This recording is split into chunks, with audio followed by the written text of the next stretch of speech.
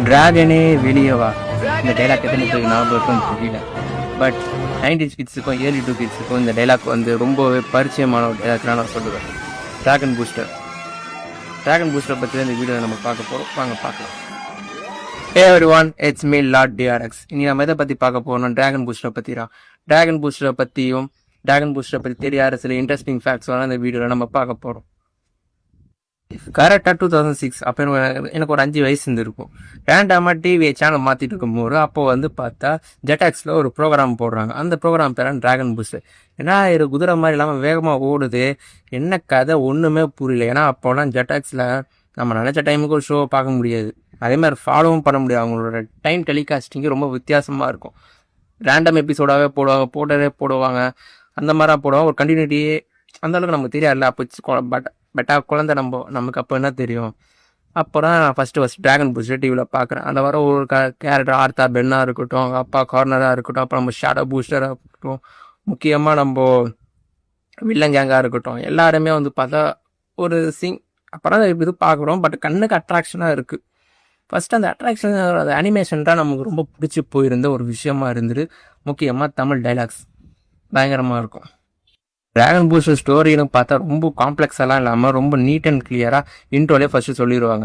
3000 ட்ராகனியம் பிளானெட்டில் 3000 வருஷம் கழிச்சு வந்து பார்த்தா டிராகனுக்கும் மனுஷங்களுக்கும் போர் தொடக்கிறதுக்காக நம்ம வில்லனை வந்து இது பண்ணுவாங்க. அந்த போரை தடுக்கிறதுக்காக இந்த ப்ரொஃபஸி சொல்லுவாங்க. தேர்ந்தெடுக்கப்பட்ட ஒரு டிராகன் ரைடர், அதாவது டிராகன் பூஸ்டர் வந்து டிராகனுக்கும் மனுஷங்களுக்கும் சமாதானத்தை உண்டாக்கி அந்த போரை தடுத்து கெட்டவனோட எண்ணத்தை அழிக்கிறதா இந்த மைண்ட் கோராக வந்து கதை இருக்கும். இந்த கதையில் அது மட்டும் இல்லாமல் டிராகன் ரேஸ்லேருந்து எல்லாத்தையும் நமக்கு சொல்லி இருந்திருப்பாங்க. அதே மாதிரி boosters, type of boosters, dragon booster, shadow booster, energy booster, power booster, fire booster, இந்த மாதிரி வந்து 5 டைப் ஆஃப் பூஸ்டர்ஸும் நமக்கு காட்டி இருந்திருப்பாங்க.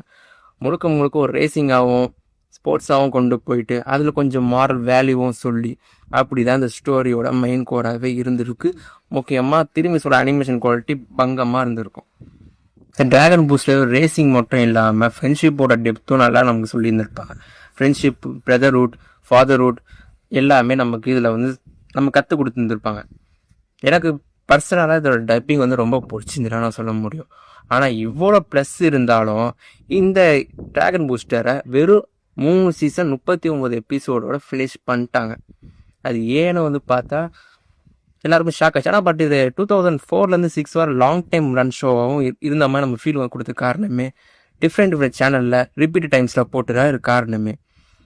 டிராகன் பூஸ்டர் வந்து பார்த்தா ஒரு நல்ல ஒரு சக்ஸஸ்ஃபுல்லான ஒரு அனிமேஷன் கார்ட்டூன், அதாவது ஆடியன்ஸை பொறுத்தவரை நமக்கு. பட் ப்ரொடக்ஷன் சைடு வந்து இது பிக்கஸ்ட் லாஸ். அது என்னன்னு நான் சொல்கிறேன், வாங்க பார்க்கலாம்.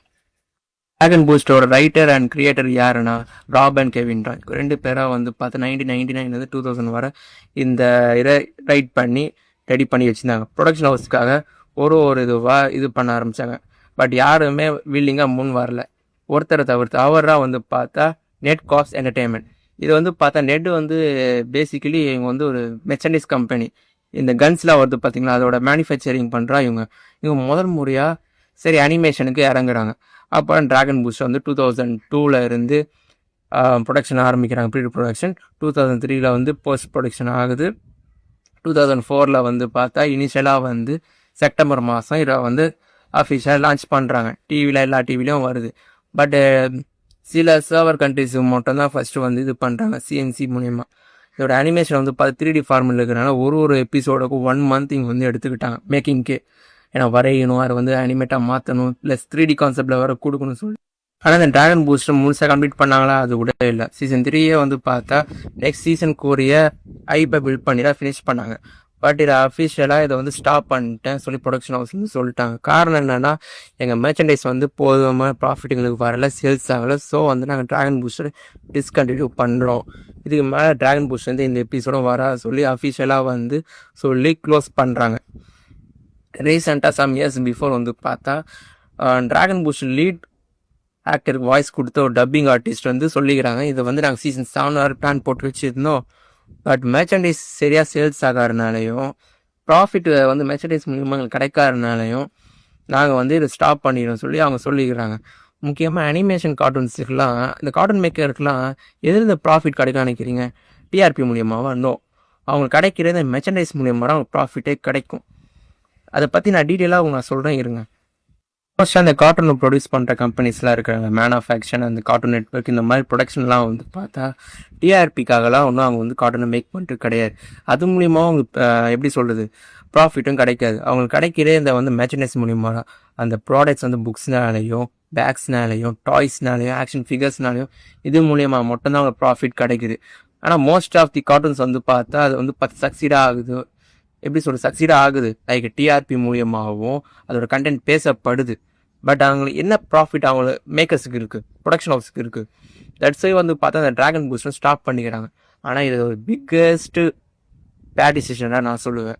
கொஞ்சம் பொறுத்துட்டு வேற ஒரு ப்ரொடக்ஷன் ஹவுஸ் மூலியமாக அந்த ரைட்டர்ஸ் வந்து இன்னமும் இது பண்ணியிருந்தா one of the best nostalgical கார்ட்டூனாக இருந்த நமக்கு அது இன்னும் வர தொடர்ந்து இருந்திருக்கும். ஒரு மூவியாகவும் லைவ் ஆக்ஷனாகவும் நம்ம பார்த்து இருந்துக்கலாம். பட் இது பிக்கஸ்ட் லாஸ் ஃபார் நம்ம ஆடியன்ஸுக்கு நான் சொல்ல முடியும்.